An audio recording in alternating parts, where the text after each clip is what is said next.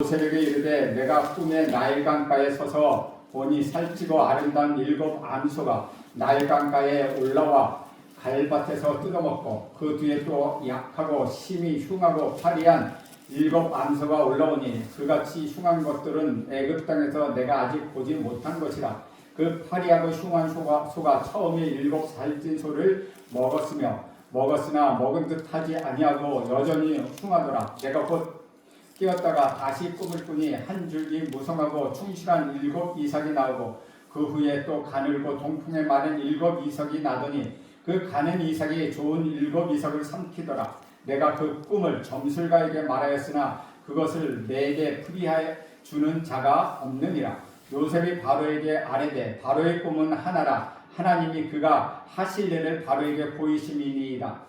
7 좋은 안소는 7 회여 7 좋은 이삭도 7 회니 그 꿈은 하나라. 그 위에 올라온 파리하고 흉한 7 소는 7년이요 동풍에 말라 속이 핀 7 이삭도 7 회 흉년이니 내가 바로에게 이르기를 하나님이 그가 하신 일을 바로에게 보이신다 함이 이것이라. 곧 온 애굽 땅에 7 회 큰 풍년이 있겠고 그 후에 7 회 흉년이 들므로 애굽 땅에 있던 풍년을 다 잊어버리게 되고 이 땅이 그 기근으로 망하리니 후에 든 그 흉년이 너무 심함으로 이전 풍년을 이 땅에서 기억하지 못하게 되리이다.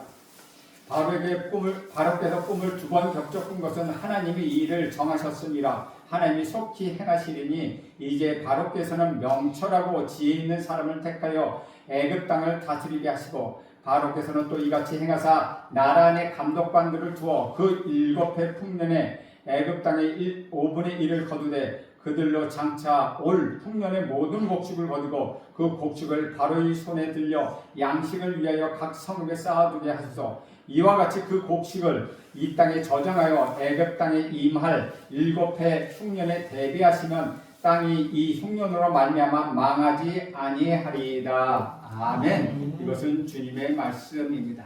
오늘은 애굽 왕 바로의 꿈을 해석하는 것을 설명하고 있습니다. 애굽 왕 바로는 너무나도 선명하고 분명한 꿈을 꾸었습니다. 그 꿈은 너무나 선명해서 한 장면도 놓칠 수 없을 정도로 하나의 화면과 같았습니다. 그리고 그 꿈 내용은 너무나도 섬뜩하고 충격적이었습니다. 바로는 이러한 꿈을 꾸고 번민하고 괴로워하기 시작했습니다. 그리고 그것은 한 개인의 한정된 꿈이 아니라 한 나라의 운명을 좌지우지하는 꿈이었기 때문에 바로는 애굽의 모든 점술가와 술객들을 불러 모아서 자신이 꾼 꿈을 해석하라고 말합니다. 하지만 이 꿈을 해석할 사람은 아무도 없었습니다. 꿈은 애굽의 중요한 사건이 되고 말았습니다. 이렇게 모든 사람들이 고민하고 번민하고 있을 때 바로의 술 맡은 관원장이 2년 전의 사건을 생각해내었습니다. 까맣게 잊고 있었는데 2년 전 자신이 모함을 받아 감옥에 갔을 때 만난 한 히브리 소년이 자신이 꾼 이상한 꿈을 명쾌하게 해석해주고 결국에는 그 해석대로 자신은 풀려나서 복직되었다는 사실을 왕에게 이야기합니다. 왕은 비록 히브리 소년이요 왕만을 상대할 수 없는 감옥에 있는 사람이지만 이 소년을 불러드립니다. 이 소년은 수염을 깎고 새 옷을 입고 왕 앞에 나갑니다. 왕은 요셉에게 이렇게 말합니다. 내가 너무나도 충격적인 꿈을 꾸었는데 해석이 되지 않아서 이렇게 내가 매일매일 번민하여 죽게 되었다. 내가 꿈을 잘 해석한다고 하는데 내 꿈을 해석할 수 있겠느냐? 이때 요셉이 왕의 꿈을 들어보기 전에 이렇게 이야기합니다. 꿈을 해석하는 것은 내가 아닙니다. 하나님께서 바로 왕에게 평안한 해답을 주실 것입니다. 요셉은 참 지혜로운 대답을 한 사람이었습니다. 어떤 사람은 전달하는 내용은 옳지만 전달하는 방법이 미련해서 욕을 먹기도 합니다.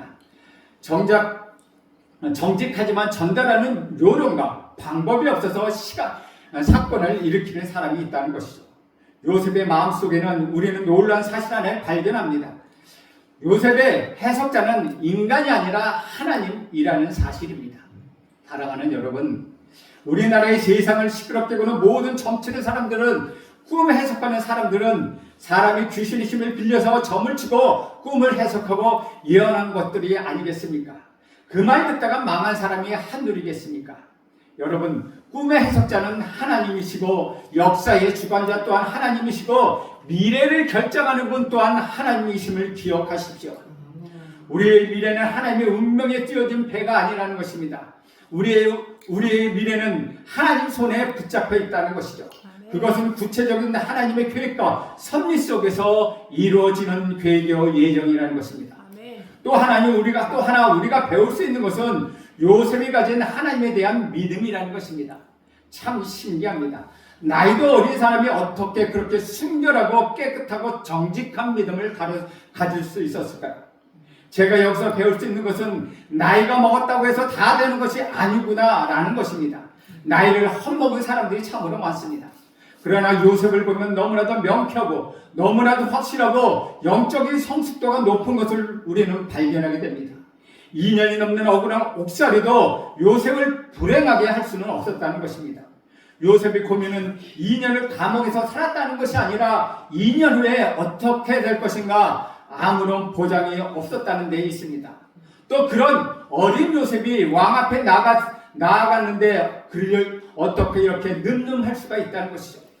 가만히 보면 왕이 종이고 요셉이 왕과 같다는 것입니다. 참으로 놀랍다는 것이죠. 그래서 신분이나 환경이나 자리가 나를 결정하는 것이 아니라는 것입니다. 내 인격이 나를 결정하는 것입니다.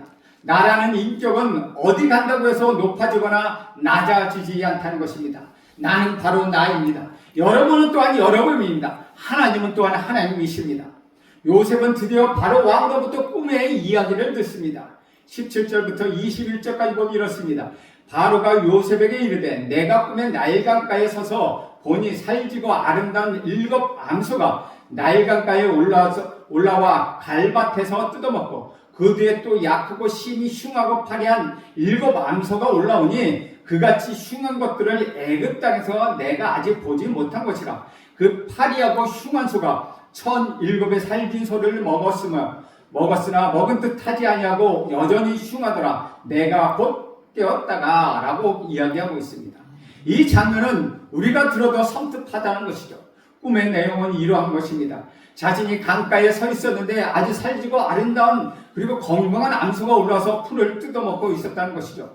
그런데 그 뒤에 자신이 애굽에서 한 번도 본 적이 없는 약하고 흉악하고 파리한 괴물 같은 7 암소가 올라오더니 그 건강하고 살진 암소를 잡아먹고도 암소는 먹은 듯 안 먹은 듯하게 하고 있었다는 것입니다.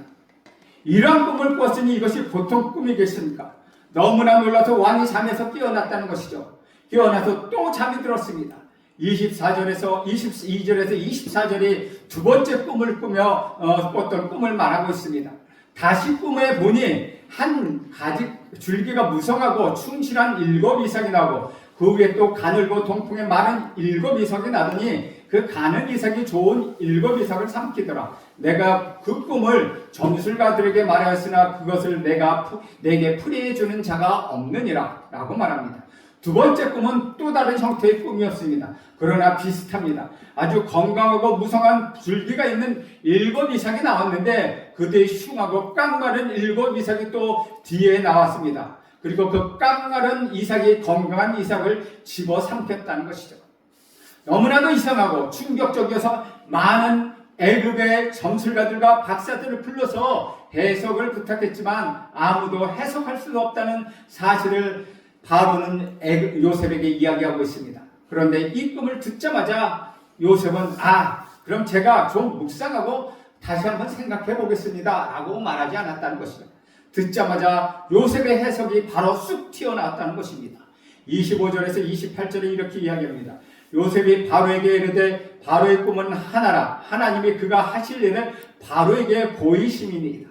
7 종 암소는 7회요 7 종 이삭도 7회니 그 꿈은 하나라. 그 후에 올라온 파리하고 흉한 7 소는 7년이요 동풍에 말라 속이 핀 7 이삭도 7회 흉년이니 내가 바로에게 이르기를 하나님이 그가 하실 일 바로에게 보이신다 함이 이것이라. 우리가 여기서 발견하는 사실이 있습니다. 첫째는 하나님께서 하나님의 꿈을 보여주실 때에는 하나님이 어떤 의도를 가지고 그 사람에게 계시하거나 꿈을 보여준다는 사실입니다. 이것은 앞으로 애굽에 있을 일들을 미리 하나님께서 보여주신 것입니다. 둘째, 하나님의 꿈은 하나님의 종들에게만 보여주시는 것이 아니라 바로 왕과 같은 이방인에게도 보여주신다는 것입니다. 셋째, 하나님이 보여주신 꿈은 이방인들이 꿀 수는 있으나 해석은 되지 않는다는 것입니다. 왜냐하면 그 해석은 하나님께 있고 하나님의 종들만 그것을 해석이 가능하기 때문이라는 것이죠. 그리고 하나님의 종인 요셉이 바로의 꿈을 해석할 때 지체하지 않고 연구하지도 않았다는 것이죠. 바로의 꿈 이야기를 할 때 즉각 해석이 된다는 것입니다. 이것이 바로 성령의 역사심입니다. 하나님의 역사는 동시적입니다. 연구하거나 묵상하는 것이 아닙니다. 성령께서 즉시 그 해석을 하도록 도와주시는 것입니다. 어떤 경우에는 묵상이 필요할 때가 있습니다. 그러나 어떤 때는 성령께서 즉시 동시적으로 해석해 주시기도 한다는 것이죠. 이렇게 해석되는 것을 말할 때 두려움이 없습니다. 주저함이 없다는 것입니다. 여러분, 하나님이 일하실 때 이런 것일까 저런 것일까 고민하는 것은 너무나도 인간적인 생각이 많이 개입했기 때문이라는 것이죠. 하나님의 생각은 너무나도 단순하고 쉬운 것입니다. 거기에는 여러분이 인간적인 생각이 자꾸 가미하기에 시간을 끌고 주저하고 방황하게 되는 것입니다. 여러분의 문제가 해결되지 않을 때 여러분 원리로 돌아가십시오. 처음 예수님을 만났을 때, 처음 은혜를 받았을 때, 처음 기도할 때로 돌아가십시오. 그때 하나님께서는 여러분들에게 첫 번째 생각을 주실 것입니다. 그런데 하나님이 주신 생각은 자꾸 현실이라는 틀 안에서 보니 걸리는 것이 많다는 것이죠. 예를 들어 선교사로 나가라고 해도 부모님, 어린아이들이 마음에 걸리니까 그 뒤로부터 자꾸 고민하게 되는 것입니다. 하지만 우리 하나님의 뜻은 간단합니다. 하나님의 뜻은 여러분들이 다른 사람들을 도우라는 것입니다. 그러나 시간이 끌면 자꾸 인간적이고 상황적인 것이 개입하게 된다는 것이죠. 그러면 하나님의 뜻이 흐려지기 시작합니다. 우리가 고민하는 이유는 바로 여기에 있다는 것이죠. 생각해보면 이 사람하고 결혼했겠는데 결혼하면 문제가 복잡해진다는 것입니다. 그러면 피하기 시작합니다. 내가 이 직장에 가는 것이 하나님의 뜻인데 그 직장에 가면 손해보는 일이 생깁니다. 그러면 슬쩍 피하는 것입니다. 그래서 사실은 결론적으로 다 좋게 가는 것입니다. 내가 좋게 가는 것입니다. 이것을 잘하는 것 같으나 끝에 가면은 엉망이 된다는 것이죠. 고생하고 돈을 잃고 시험 당하는 일들 우리는 종종 경험하지 않습니까? 요셉은 즉각적으로 해석합니다. 두 개의 꿈은 실은 하나이고 7수는 7년을 의미한다. 하나는 풍년이고 하나는 흉년이다. 7 좋은 이삭도 7년을 의미하고 7 휴관 이삭도 7년을 의미한다라고 해석합니다. 너무나도 간단하지 않습니까? 무엇인지 알고 나면 쉽고 모르면 어렵다는 것이죠. 어떤 사람은 1시간 이야기를 해도 끝이 안 나는 사람이 있고 어떤 사람은 단 5분만 해도 끝내는 사람이 있다는 것이죠. 저는 여러분이 간단히 끝나는 사람들이 되기를 축복합니다. 28절에서 32절을 보면 이렇습니다. 내가 바로에게 이르기를 하나님이 그가 하실 일을 바로에게 보신다 하니 이것이라. 온 애굽 땅에 7배 큰 풍년이 있겠고 그 위에 7배 흉년이 들므로 애굽 땅에 있던 풍년을 다 잊어버리게 되고 이 땅이 그 기근으로 망하리니 그 후에 든 그 흉년이 너무 심함으로 이전 풍년을 이 땅에서 기억하지 못하게 되리이다. 바로께서 꿈을 2번 겹쳐 꾸신 것은 하나님이 이 일을 정하셨습니다. 하나님이 속히 행하시리니. 너무나도 명확하고 해석할 것도 없다는 것이죠. 여러분의 인생은 복잡하게 생각하면 해결할 수 없을 만큼 자살할 만큼 복잡해진다는 것입니다. 그러나 하나님 앞에 나와서 보면 아주 간단하고 쉽다는 것이죠. 별것이 없다는 것입니다. 죽으면 끝나는 것입니다. 사랑하는 여러분, 복잡한 사람은 근심이 많고 마음이 단순한 사람은 성령이 충만합니다. 이리저리 뒤척이는 밤이 없기를 간절히 바랍니다. 이 생각 저 생각 해봤자 살 빠지기만 하고 아무런 해답이 없다는 것이죠. 하나님의 사건이라는 것은 그렇게 복잡하지 않습니다. 하나님의 사람은 두 마음을 품지 않기 때문에 복잡하지 않습니다. 7년 대 풍년이 오고 7년 대 흉년이 오는데 하나님이 이 일을 예정하시고 결정하시고 속히 이 일을 진행하신다는 사실입니다. 저는 여기서 이 말씀을 읽다가 요셉의 통찰력과 요셉의 이해력을 사모하는 마음이 생겼습니다. 얼마나 갖고 싶은지 모릅니다. 책 한 권 첫 보면 다 알게 되면 얼마나 좋겠습니까? 사람을 봤는데 첫 봐서 그 사람이 누구인지, 어떤 사람인지, 인격이 어떤 사람인지를 알게 되면 얼마나 좋겠습니까? 저는 여러분이 고린도전서 1장 27, 28절 말씀을 생각해 보길 간절히 바랍니다. 고린도전서 1장 27, 28절은 이렇습니다. 그러나 하나님께서 세상에 미련한 것들을 택하사 지혜 있는 자들을 부끄럽게 하려 하시고 세상에 약한 것들을 택하사 강한 것들을 부끄럽게 하려 하시며 하나님께서 세상에 천한 것들과 멸시받던 것들과 없는 것들을 택하사 있는 것들을 폐하려 하시니라. 하나님의 지혜는 세상에 감당하지 못합니다. 사랑하는 여러분, 성령의 은사 가운데 이러한 영적인 통찰력과 지혜가 있다는 것을 아십니까? 저는 여러분이 이러한 영적인 통찰력과 이해력을 가질 수 있기를 간절히 바랍니다. 그래서 여러분이 가면 모든 사건이 다 해결되고 여러분이 하는 모든 일을 사람들이 단순하게 만들고 쉽게 만드는 그런 사람이 되기를 간절히 바랍니다. 여러분, 상담이 무엇입니까? 복잡한 생각으로 오는 사람들이 돌아갈 때 복잡한 것들이 깨끗하게 되도록 하는 것, 그것이 상담이 아니겠습니까? 요셉에게 있어서 바로의 꿈은 너무나도 쉽고 간단했습니다. 바로는 해석이 되지 않아서 복잡했고 요셉은 해석이 되니까 너무나 간단했다는 것이죠. 저는 여러분이 마음에 이런 사람이 되기를 간절히 바랍니다. 모든 아내들이여 명철하고 지혜 있는 여인이 되기를 간절히 바랍니다. 여기 계신 남성들은 세상에서 일할 때 이렇게 명철하고 지혜로운 사람이 되어서 세상의 모든 문제를 쉽고 단순하게 만들고 축복된 사건으로 바꿀 수 있기를 간절히 바랍니다. 33절에서 36절을 보면 이렇습니다. 이제 바로께서는 명철하고 지혜 있는 사람을 택하여 애굽 땅을 다스리게 하시고 바로께서는 또 이같이 행하사 나라 안에 감독관들을 두어 그 7해 풍년의 애굽 땅의 5분의 1을 거두되 그들로 장차 올 풍년의 모든 곡식을 거두고 그 곡식을 바로의 손에 들려 양식을 위하여 각 성읍에 쌓아두게 하소서. 이같이 그 곡식을 이 땅에 저장하여 애굽 땅에 임할 7해 흉년에 대비하시면 땅이 이 흉년으로 말미암아 망하지 아니하리라. 뒷말이 참으로 좋습니다. 흉년으로 말미암아 망하지 아니하리라. 어떤 위기가 와도 살아남을 수 있다는 것입니다. 저는 이 말씀은 여러분과 여러분의 자녀와 우리 재성교회와 그리고 우리 민족에게 주신 것이라고 생각합니다.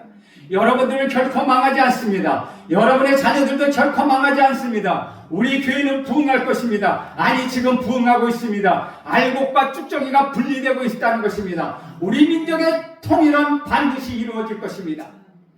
이것은 어떤 위기가 와도 하나님의 사람들은 지혜로운 사람들, 명철한 사람들, 리더십 때문에 살아날 수 있다는 것이 아니겠습니까?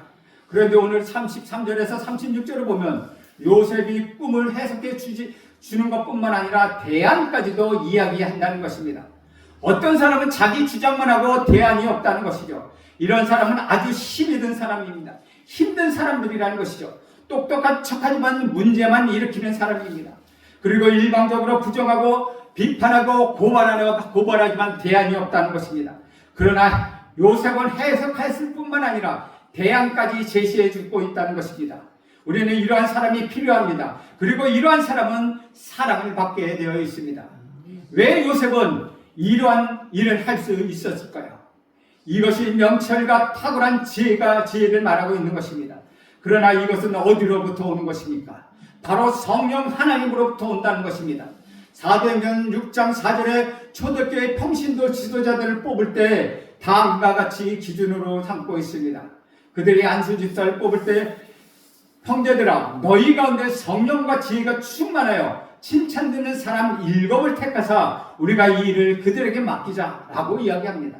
이것이 기준이라는 것이죠. 성령과 지혜가 충만하여 사람들에게 인정받고 사람들에게 칭찬받는 사람, 그 사람이 진정한 지도자, 진정한 리더라는 것입니다. 이런 사람일수록 겸손하고 의롭다는 것이죠. 오늘날 우리는 약간의 사기성 있는 지도자, 상황에 따라 말을 바꾸는 지도자를 참 많이 봐왔습니다. 그래서 우리에게는 지도자에 대한 상처가 있습니다. 이 사람이 또 내게 사기를 치는 것이 아닐까? 장밋빛 이야기를 해놓고 뒤에 가면 다른 소리를 하는 것이 아닐까. 그래서 머뭇거리면 따라갑니다. 목적을 위해 수단과 방법을 가지지 않는 지도자는 우리를 불쌍하게 만든다는 것이요. 북한의 김일성을 아버지라고 부르고 김정은 지도자 위원장 동지라고 부르는 것은 영적인 의미가 있다는 것입니다. 왜 사람들이 독특한 단어를 골라서 썼을까요? 사탄적 의미가 있기 때문이라는 것이죠.